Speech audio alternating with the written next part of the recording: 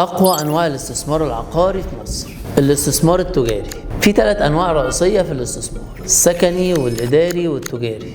لكن الاستثمار التجاري ليه طبيعة ومزايا مختلفة تماما. أول ميزة في التجاري العائد. الاستثمار التجاري دايما بيحقق عائد أعلى من السكني والإداري. طب ليه؟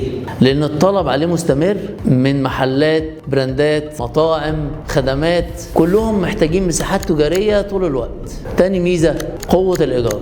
الوحدة التجارية لما بتتأجر بتبقى مرتبطة بنشاط بيولد دخل طول الوقت. يعني المستأجر مش بس ساكن، ده بيشتغل وبيكسب من المكان، وده بيخلي الإيجار أعلى والاستثمار أقوى. طب مقارنة بقى بالسكني والإداري. السكني عبارة عن استقرار وطلب ثابت. الإداري شركات ومكاتب بس مرتبطة بالسوق. التجاري أعلى عائد زائد طلب متجدد طول الوقت. طب الاستثمار التجاري ده مناسب لمين؟ اللي بيدور على عائد عالي، واللي فاهم مخاطر السوق، واللي عنده نفس طويل مش مستني عائد سريع وسهل. بس لازم تاخد بالك، الاستثمار التجاري مش دايما سهل، في عوامل مهمة جدا لازم تعرفها: الموقع وحركة الناس، نوع النشاط حوالين المكان، المطور وجودة المشروع.